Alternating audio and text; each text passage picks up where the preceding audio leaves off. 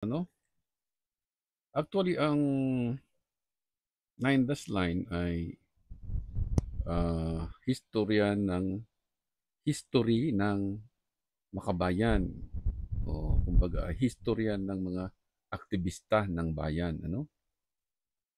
So ang mga aktivista ng bayan ay, nandiyan sa University of the Philippines at, ito ang sumulat ng Nine Dash Line, ano? Siya si Wenceslao Q. Binzons, ano? Ang ginawa niya, instead na i-idolize niya ang Pilipinas bilang kanyang bansa, ay binura niya yung bayan ng Indan, ano? So, ang bayan ng Indan ay makikita nyo doon sa Camarines Norte, ano? At gumawa siya ng aklat na dapat daw ang Pilipinas ay magkaroon ng new nationalism, ano? Sa Malay World. So, ang binubuo nitong si Mrs. Lockheed Bunzons ay yung sinasabing Malaysia, okay, Malaysia, Indonesia, ano, yung Brunei Darussalam, Borneo, ano, ay lahat daw yan ay magkaisa. Okay? Okay. Isa siyang inchik, ano? At yung inchik na yan ay kinikilala ng isang ah, historian, ano, ng Malaysia. Okay? Yung historian na yun ay na taga Malaysia, ang pangalan naman niyan ay si ah, Mr. Tan Sri Ismail Hussein, ano? Okay? So, malamang na yan ay isang Chinese din, ano? At yan ay pumunta diyan sa Wenceslao Cubinsons Shrine, ano? At yun namang mayor ng bayan ng Vinsons, ano? Na isa ayon sa ating impormasyon ay isa rin niyang UP, ano? UP graduate. Hindi pa natin na-verify pero yun ang sabi, ano? Na siya daw, yung mayor na yan, ay nagsasalita na siya daw ay aktivista rin, ano? So, kaya makita nyo dito sa kanyang monumento sa Wenceslao Cubinsons, sa bayan ng Wenceslao Cubinsons, sa Camarines Norte, na siya ay isang makabayan, ano? At siya ay father of activism, ano? So, sa madalit sabi, may kinalaman siya dito sa mga aktivista na ito, ano? Kasi si Duterte ay aktivista rin yan at yan ay makabayan, ano? So, ganun. So, ang plano ng Nine Dash Line ay plano ni Wenceslao Cubinsons at plano rin naman yan ng tatay niya, ano? Ito, okay? Plano yan nitong si, okay, andito si Wenceslao Cubinsons, ha? So, andun din naman yung may plano na yan, si Diosdado Macapagal, ano? Kaya mapapansin ninyo na si Duterte at si Macapagal ay iisa ang kanilang nasa isip, ano? Gawin daw province ng China ang Pilipinas. Okay? So, paano? O kailangan daw ng new nationalism. Iko-connect naman nila dito kay Wenceslao Cubinsons, ano?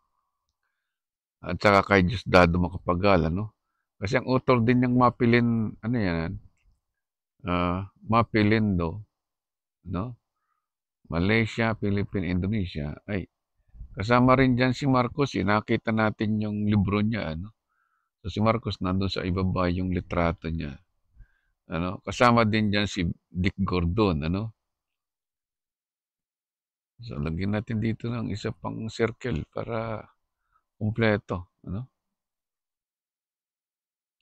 So, i-connect natin ng line para sila magkabit-kabit na.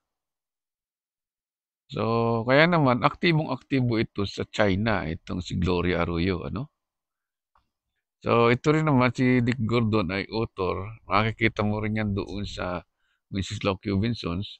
Magkasama sila nitong si ano, ah, Diosdado Macapagal, ano? At ito naman si Mr. Tan Sri Ismail Hussein, ano? So, siya ay pumunta sa Camarines Norte noong 2024, no? Hindi tayo nagkakamali. At ah, ang ginawa ng National Historical Commission, ano, of China in the Philippines ay ah, gumastos sila ng malaki dyan sa renovation itong Wenceslao Robinsons, ano? Para maisakatuparan yung Mapilindo, i-activate na yung history nitong isang inchik na ito, ano? So makikita mo yan sa Wikipedia, ano? So na ang gusto na magkaroon ng Chinese Revolution sa buong Pacific Islands, ano? At yan ay sa pamamagitan ng Malaysia, ano? So mariredeem lang daw ang Pilipinas sa pamamagitan ng Malaysian blood, ano? So kaya itong isang Chinese Muslim na ito, ano, na si Mr. Tan Sri Ismail Hussein, ano, ay kasama na rin yan sa parang historian na nga, ano, historian na rin ng Pilipinas, ano, ang kanyang status, ano. So tingnan natin yung sinasabi natin, ano. So ito yung isa sa mga nakasulat doon sa ano, sa loob ng uh, Wenceslao Robinson Shrine, no. So gusto niyo makita ang Wenceslao Robinson Shrine ay kailangan siguro ay idagdag natin dito, ano, para makita ng ating mga manonood. So ito po yung loob ng Wenceslao Robinson Shrine, ano. Ang krimen na ginawa nitong mga nagsusulat ng Mapilindo, ano, ay itong mga bayaning Pilipino ng World War II. Ginawa nila na kasangkot sa Mapilindo, ano, na kasama nila sa isang aklat, ano. So ito yung mga World War II heroes na pinalalabas nitong si Wenceslao Robinsons na sila ay nangangarap maging Malaysia, ano. So maging Malaysian Empire ang ah, buong Pilipinas, ano. Of course, siyempre magsisimula sa Camarines Norte ang history ng Mapilindo, ano. So, ang istorya niyan ay dalawang inchik yan na naandito sa Camarines Norte, ano. Isang santo na si San Lorenzo Ruiz, ano, na biktima daw ng Nagasaki ng Hapon diyan sa Nagasaki. At ito rin naman daw ay istorya ng biktima ng mga Pilipinong hindi kilala si Dr. Jose Rizal. Kasi ayon sa kanyang sulat, ang mga taga-Dait daw at ang mga taga Camarines Norte hindi kilala si Dr. Jose Rizal, ano? At ayon sa kanyang aklat ay muntik na ngang basagin ng mga Pilipino ang monumento ni Rizal diyan sa Daet, Camarines Norte. Pinigilan din daw niya. So wala ding pinagkaibigan doon sa istorya sa bahay ni Dr. Jose Rizal na hindi na pinare-repair, no? So kaya kasi hindi daw kilala ng mga Pilipino kung sino si Dr. Jose Rizal, ano? So sinong may kasalanan na hindi nagpapa-repair? Eh bakit itong kay Winslow Cubinsons ay ipina-repair? Samantalang yung bahay ni Rizal daw doon, diyan sa Binyan, Laguna, ay hindi ipinare-repair. So, diyan naman papasok yung mga inchik at magkiklaim ng bahay ng inchik yan, ano? So, yan si Winslow Cubinsons, ano? So, illegally, ginawa din niya ng mga nagsusulat tungkol sa buhay ni Vinsons na mga Malaysian itong mga nandito sa kwadro na yan, ano? Yung mga World War II heroes na yan.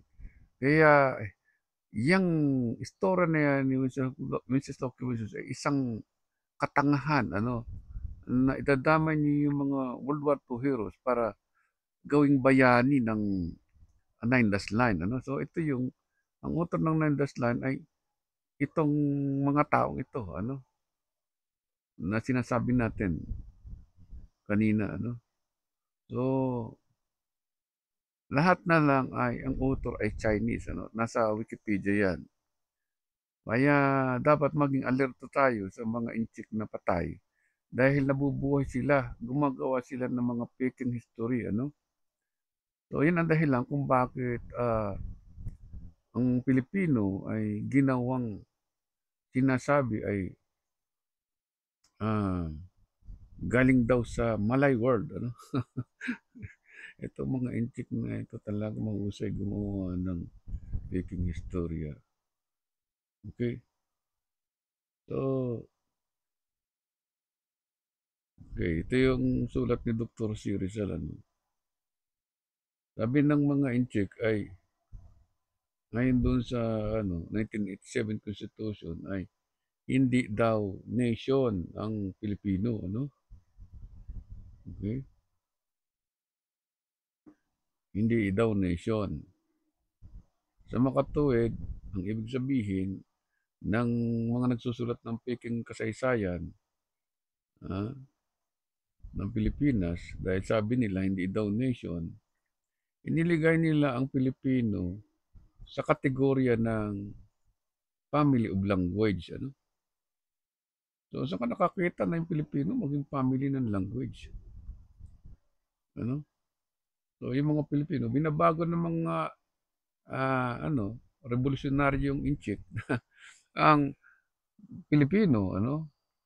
Sa halip na maging isang nation, ano, ayon dito sa sulat ni Dr. C. Rizal, ano,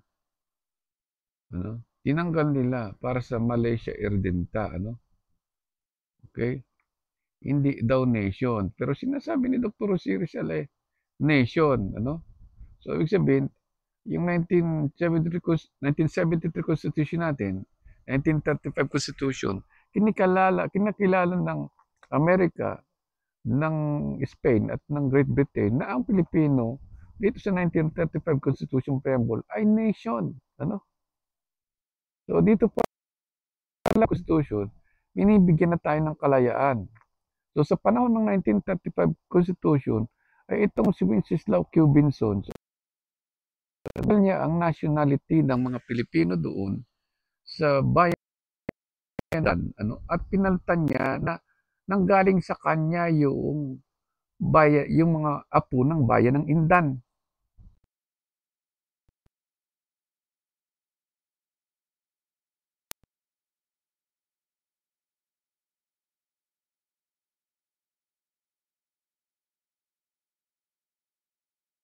Kasaysayan ng mga inchik, ano.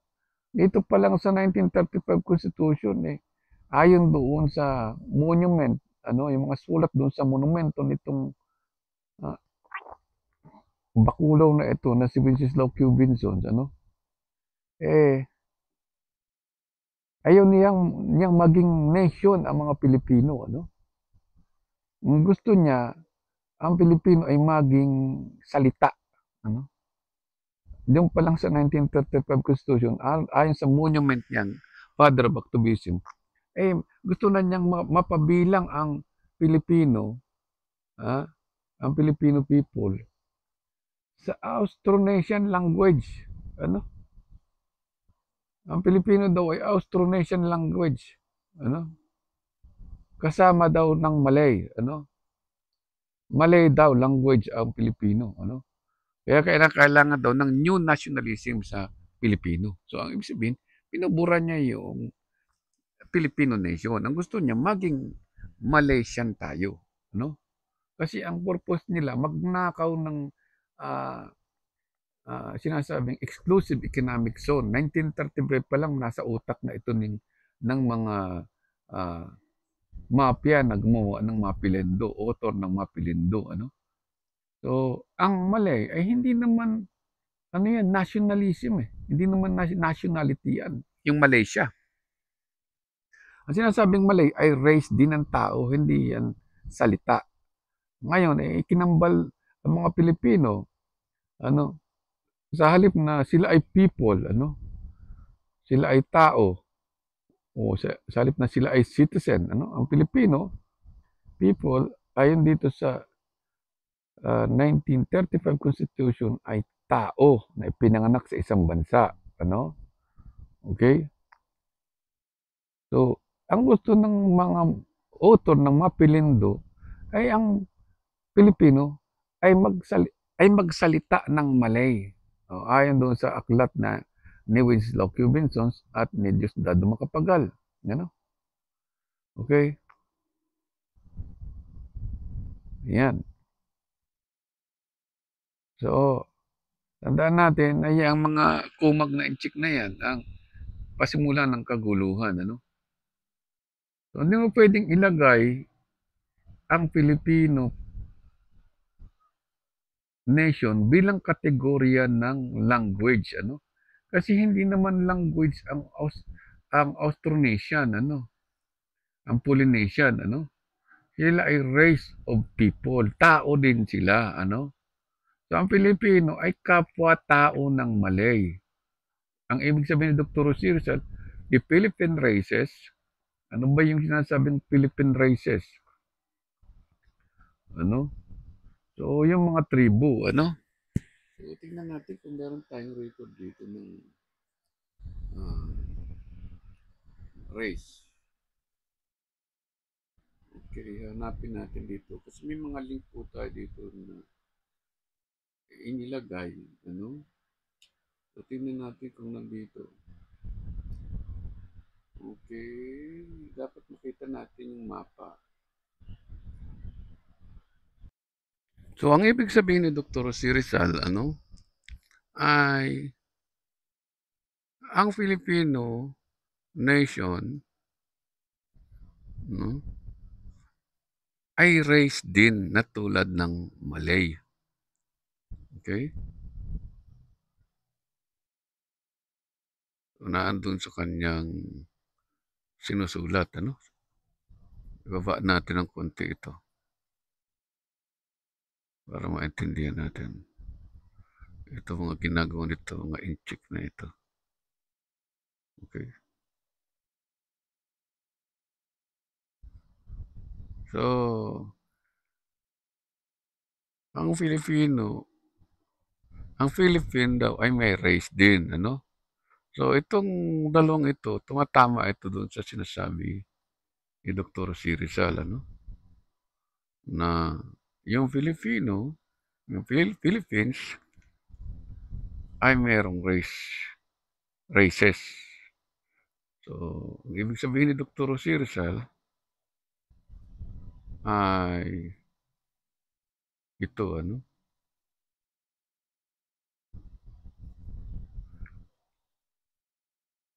So, ang tinutukoy ni Dr. C. Rizal na races ay yung sinasabing inhabitant. Yung mga nakatira dito sa Luzon, Visayas at Mindanao, Okay. Yung Malaysia, Malay, hindi naman nakatira sa atin yan. Ibang race yan, So, yun yung Filipino people. Sila yung inhabitant, sa Pilipinas. Okay. At sila yung sinasabi ni Dr. C. Rizal na nation, Sa makatuwid, ang ibig sabihin ni Dr. C. Rizal, meron tayong bansa, itong kulay, kulay, kulay blue, Kulay blue yung kulay natin dito. Lahat ng tungkol sa bansa ay kulay blue, So, bansa natin, nandyan.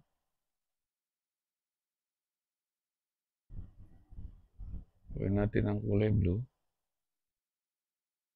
At ito namang ating race ay kulay pula, Kasi kulay dugo, So, ito, sabi ni Dr. Jose Rizal, hindi daw yan Malay. Pero, race din yan na tulad sa Malay. Ano? Okay? So, ang race na ito na tulad sa Malay ay nasa isang bansa. So, sila ay inhabitant ng isang bansa. Ano katuwid? Yung Bicolano, Bisaya, Cebuano, Hiligaynon, Ilocano, Tagalog, Tausug, Waray, ano? At saka yung sinasabing plurality, ano, na sinasabi dyan. Okay. Sila yung mga inhabitant na tinutukoy ni Dr. Jose Rizal na kanyang countrymen, ano? Okay? Makatuwid, pula sa pula, yun ang countrymen at ito naman yung sinasabing country. Okay? Yung Pilipinas. Okay? So, ang sabi ni Dr. Jose Rizal, yung mga nakatira na inhabitant sa Pilipinas, ano? Ay Filipino people. So, yun. Okay? Pupulahin natin. So, hindi Filipino language, ano? Filipino people. Nakatira sa isang bansa, hindi nakatira sa isang bayan. Okay? So, ngayon, hindi mo pwedeng sabihin na yung Pilipinas ay nakatira, no? Doon sa province of China. Okay? So, yan ay maling explanation na sasabihin ninyo na si Rizal ay nakatira sa isang bahay ng Inchik, ano? Ang gusto kasi ng Inchik ay yung Pilipinas itira sa loob ng bahay ni Domingo Lamco. Okay? Ayan.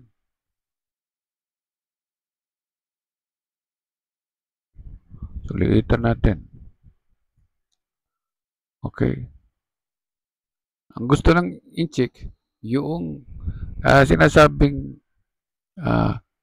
race of Filipino, itong pulang ito, at itong blue, itong Pilipinas, ay nakatira doon sa loob ng bahay niya diyan sa Calamba, Laguna. Ano? At kaya ang gusto ng China, sakupin ang Pilipinas at ang founding father daw ng Pilipinas ancestors ng China. Ano, hindi daw yung Diyos na sinasabi ni Dr. Jose Rizal, ano, nire-reject yan ng Chinese, ano. Ini-inchik si Rizal eh. Oh, kaya ang ibig sabihin ng inchik ay inchik din ang Diyos. Ano? So, gusto ng inchik na magsinungaling, lahat ng nakikita nila, gawin na ring inchik. Okay. So, yung sinasabing nakatira na yan, na race of people or tribe of people, ano, may mga kanya-kanyang lingwahe, ano. So, ito yung bansa. Blue na naman siya. Okay? Oh, so tumatama naman sa description Rizal yung lahat ng sinabi niya. Pero pagka pinagbasihan mo ay yung pahayag ng mga inchik, hindi totoo eh. So, yung mga inhabitant na yan ng Pilipinas, ano? So, inhabitant na naman to. Isa lang naman yung inhabitant eh. Di ba yung pula? Bakit ba ito naging blue? Okay? So, yung inhabitant na yan, na sinasabi ni Dr. Jose Rizal, ano? Ay tao, ano? Hindi language. Kaya hindi pwedeng gawing language ang Pilipino. Dahil sila ay tao, sila yung inhabitant. Di ba? Sila yun, tinuturo na yun. Okay? At yung Philippines, ito yun. Di ba? Okay? So, hindi mo pwedeng sabihin na yung Filipino people ay isang language, ano? Gawin natin kulay green yung language, ano? Paano yung magiging language yung Pilipino ay inhabitant sila? Hindi naman sila nakatira sa ah, blackboard, ano? O doon sa Chinese alphabet, ano? Wala sila, hindi mo sila matatagpuan sa Malaysian alphabet or Austronesian alphabet. Nasa isang bansa sila. Okay? At ang Pilipinas ay mayroong mga kapwa bansa. Okay? Okay, sinabi ni Dr. C. Rizal na mayroon silang kapwa bansa, ano, katulad ng England, ano? Okay. So, yung England ay isang lugar, hindi yan isang language, ano? So, yung Pilipino ay hindi isang lugar, ano? Isa siyang inhabitant, people, ano? At yung people na yon ay identified ni Dr. Rosie Rizal ah, bilang tao, ano? Okay? Dito na natin. Yung inhabitant sa isang bansa ay tao. Okay? Ang tawag sa kanila ay Filipino. Okay? Hindi sila language, ano? Sila ay Filipino. Sila ay tao, sila ay Filipino. Sila ay citizen, ano? At sila ay may dugo, ano? So, ang ibig sabihin ni Dr. Rosie Rizal, sa lahat ng yan ay may dugo yan. Okay, so gawin na naman natin pula ito. May dugo naman daw eh. Ano? So, kaya yan ay pula dahil may dugo nga eh. Okay? Oh, tao, may dugo. O di yung nakikita ninyo, hindi pwedeng sila ay nabubuhay sa phonetic sound. Hindi sila nabuhay sa bibig ng Inchik o sa bibig ng Malaysia. Kaya hindi totoo ang mapilindo. Malaysia, Philippines, Indonesia. Ano? Na ang author ay itong si Macapagal. Ano? Okay? So, ngayon, siyempre, may dugo ang Pilipino, di ba? Ang Pilipino ay may dugo na nagbubuhis ng buhay, ano? Para sa kanilang fatherland. So, ang ibig sabihin ni Dr. Rosie Rizal, itong blue na ito, Pilipinas, ano? O yan yung sinasabing fatherland. Ano itong, ngayon, kung ang Pilipino ay fatherland, eh paanong kinasal yan kay Domingo Lamco? Paanong ikinasal? Di ba bading ba yan? O LGBT itong si Domingo Lamco? Fatherland, ano? Lupain ito ng ating mga ancestor, ang ibig sabihin niyan. Yung lupa ay lupain ng ating mga ancestor, yung mga tao, ano, ng mga nag-cultivate ng ating lupain sa buong bansa, ano. Ang tawag doon ay fatherland, ano. Ngayon, kung sinasabi naman ni Dr. Rizal na ang Pilipinas ay motherland, ibig sabihin, doon tayo nagmula sa lupain. Ipinanganak tayo mula sa isang lupain. Okay? So, motherland, ano? Ibig sabihin, hindi ka lumabas mula sa ibang bansa. Okay? Lumabas ka mauna sa bansang Pilipinas, no? Bago ka pumunta sa ibang bansa, ano? So, yun ang ibig sabihin ni Dr. C. Rizal that the Philippines is our Eden, ano? So, natural na magko-connect-connect na yan, ano? Kung ang tao ang Pilipino at hindi language, ano? At sila ay citizen, natural walang Pilipino na pwede mong tawaging language, elders ng language, ano? Okay? So, pula yung ating kulay sa dugo, ano? Hmm. O, ginawa lang natin blue rito kasi para maging visible siya, ano?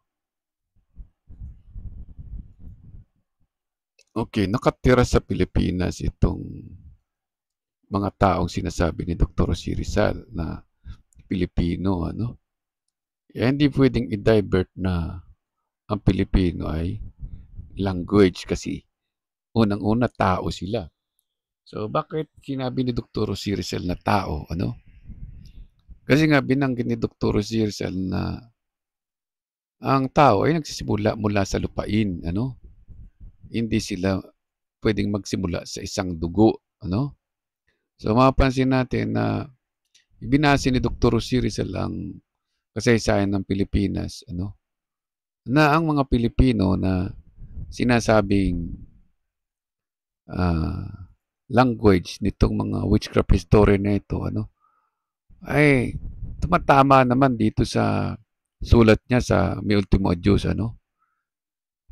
So hindi mo pwedeng sabihin na ang Pilipino ay language dahil ang sinasabing unang tao, ano, ay nagsisimula mula sa lupain ng kanilang bansa, ano? So ang salitang Eden ay makikita mo yan sa Genesis chapter 2 verse 7 and 8. So doon pa lamang sa The Philippines is our lost Eden. Ano? Yun ay hindi Chinese character o Chinese phrase, ano? O Chinese literature, ano? So dito pinakikita ni Dr. Jose Rizal na ang bansa natin ay hindi nagmula sa tao, ano? Okay? Ang bansa natin ay hindi nagmula sa tao. Yan ang meaning ng our country is our lost Eden. Kasi hindi pwedeng ipanganak ng tao ang lupain, no, ng iyong bansa. Malibang ang lupain ng iyong bansa ay nilalang ng Diyos. Okay?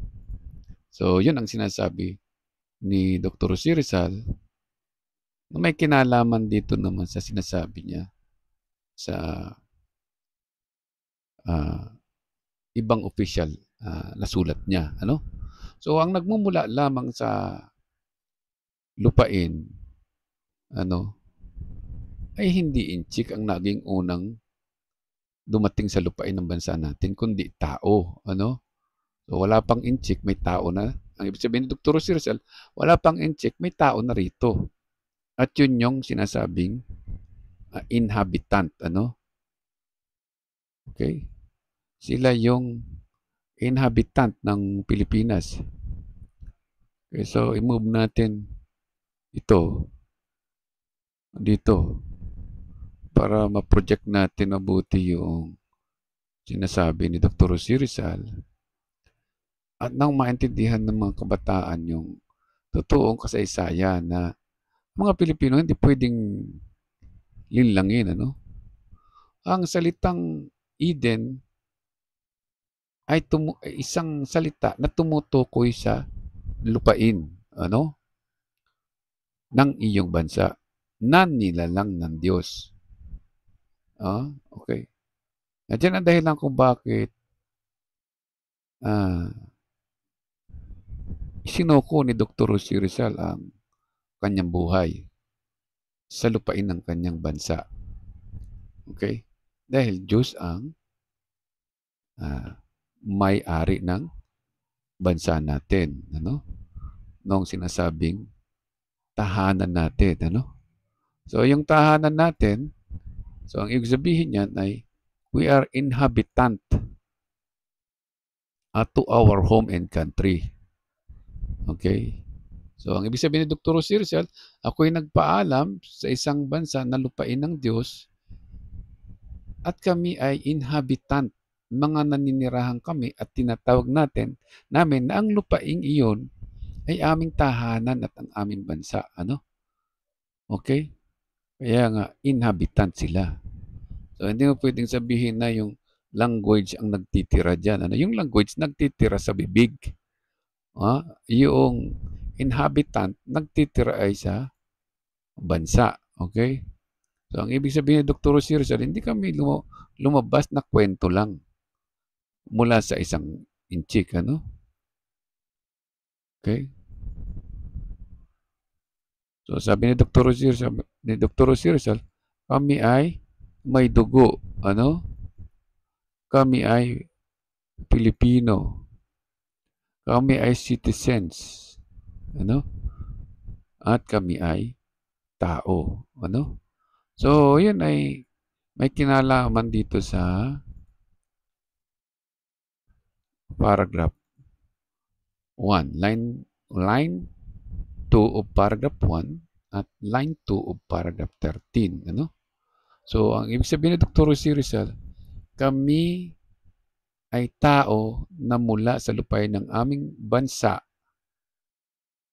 dito sa Pilipinas, sa enchanted land ng Pilipinas, ano? So, yung sulat ni Dr. Jose Rizal, hindi pwedeng magkontrahan, ano? So, kasi itong isang ito, hiwalay ito na sulat na nilikha dito sa may ultimo Diyos, ano? Okay? So, sinasabi lang natin na itong sulat na ito ni Dr. Jose Rizal na nasa kaliwa ay sinulat ito ni Dr. Jose Rizal bago pa magkaroon ng digmaan. Ano? So, ang digmaan na sinasabi ni Dr. Jose Rizal na paparating ay yung sinasabi niya dito sa paragraph na itong nandito sa kaliwang sa baba, ano? So, guguhitan natin, ano? Kasi yung digmaan na yan ay kailangang maganap. Okay? Nasabi dito, the Philippines, secure their independence after a heroic and stubborn conflicts. They can rest assured that neither England, nor Germany, nor France, and still less Holland will dare to take up what Spain has been unable to hold. Ano? So, yung digmaan na yan, ay pinasimulan ng mga kabataang Pilipino. Pag sinabing kabataang Pilipino, yan yung sinasabing ah, kabataan ng Pilipinas, hindi kabataan ng bayan, wala kang kinabukasan pag lumingon ka sa kabataang makabayan ng province of China, So, ayon kay Dr. Jose Rizal, ang mga kabataang young Filipino nation na ito na sinasabi niya, sila ay nangarap magkaroon ng pagkakaisa ang Luzon, Visayas at Mindanao, At yan ay humingi sila ng permiso sa kanilang mga matatanda. So hindi kasama itong kabataang makabayan na ito dahil yan ay mangluloko, tauhan ni Juma Season yan, So yung mga kabataang Pilipino na yan, gawin natin blue lahat para okay, makonect natin dito. Okay. Sila yung inhabitant ng Pilipinas, So, ibig sabihin, ay, kung inhabitant ka sa Pilipinas, sa lupain ka ng iyong bansa nagmula, Hindi ka sa ibang lahi nagmula. Kasi ang nawawalang lahi ng inchi, Sabi niya, bansa ko, dito sa aming nawawalang lupain ng Diyos, kami nagkakaisa mga Pilipino para sa ibig sabihin, yun ang sinasabing equality, Tao ka, Pilipino ka, citizen ka, pero hindi ka kabilang sa fraternity. Kasi ang fraternity na ginawa nitong si Emilio Aguinaldo ay fraternity ng kung ano-anong religion. Muslim, pinaghalo ng Christian, Christian na may Arabo, Christian na mayroong Inchik. So, ang gusto nila pag salusaluhan ng mga Arabo, ng Inchik, ng Malaysia, ang resources ng Pilipinas. Pero sila ang leader. Yung sinasabing fraternity. Ano? So kaya makikita mo na puro taong bayan na lamang ang mapapansin mo na may hawak ng pundo ng sa halip na pundo ng Pilipinas ay tinatawag nila na pundo ng bayan. Ano? Kaya ang bayan ay hindi mo makikita na yan ay isang bansa. Yan ay isang malaking kalukuhan at tawagin ng bayan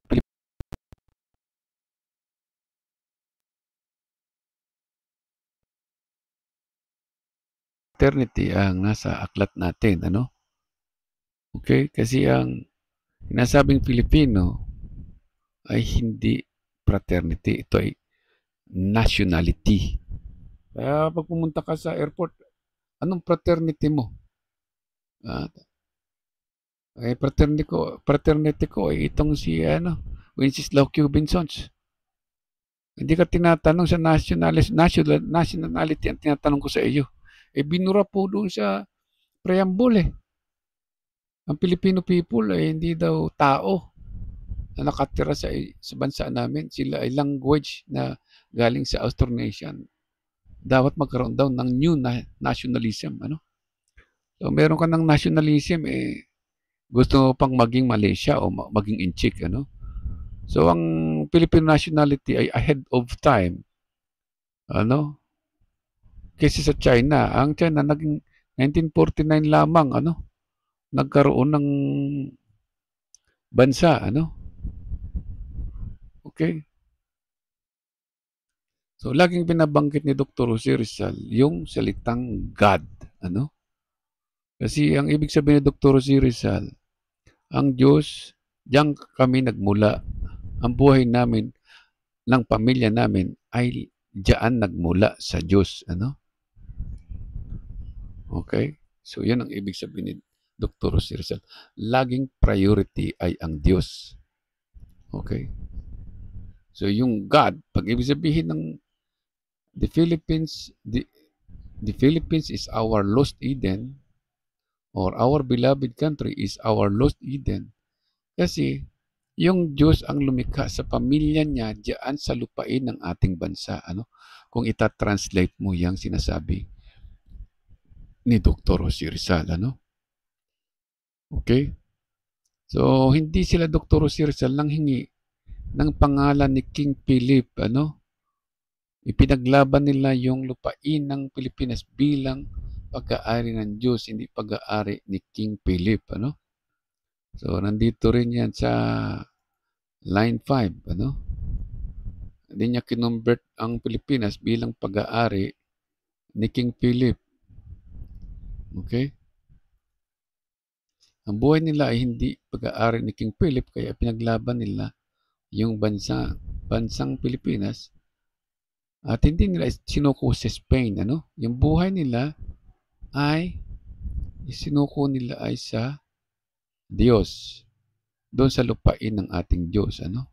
Sinurrender nila, binigay nila ang kanilang buhay dahil ang Pilipinas ay lupain ng Diyos. Okay? Okay. Yun ang sinasabi ni Dr. Jose Rizal. So, hindi binigay ni Dr. Jose Rizal ang buhay niya sa ancestors ng Inchik. Kasi sinukungan nila ito sa lupain ng bansa natin. At yung mga magulang ni Dr. Jose Rizal, yung tunay na mga magulang niya, at yung kanyang mga iniibig, So, sino ba yung mga iniibig ni Dr. Jose Rizal? Yung nasa paragraph 14, Okay, sinabi niya ulit, yung parents niya, yung brother and sisters niya, at saka yung childhood friends niya in the home.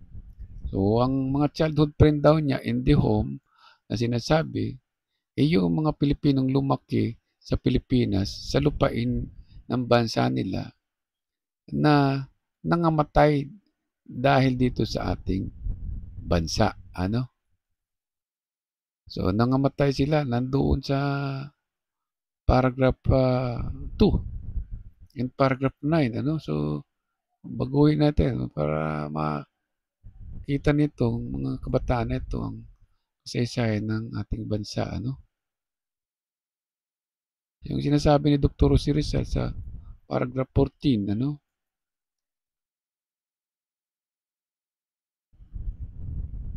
Na nangamatay sila ay hindi para sa bayan, no? Para sa Pilipinas. Dahil wala kang makikitang namatay si Dr. Jose Rizal sa bayan ng ancestors ng Chinese, ano? So sila ay namatay sa lupain ng Pilipinas. Okay? Ito yung lupain. Okay? So, dito sila namatay sa ilalim ng atmosphere ng lupain ng kanilang bansa. Okay? Na kung saan walang mamamatay tao sa Pilipinas. No? Pumatay lamang sila, nakipagdigmaan dahil pinasok ng Inchik at saka ang pinasok ng NPA at Communist Party of China and the Philippines, ang Pilipinas, kaya nakikipagpatayan ang mga militareng sundalo. Ano? Yun ang sinasabing nationalism. Ano? Hindi yung ancestors ng China, andito kayo para makipagpatayan sa ancestors ng China. Hindi naman lupain ito ng ancestors ng China. Ano? So,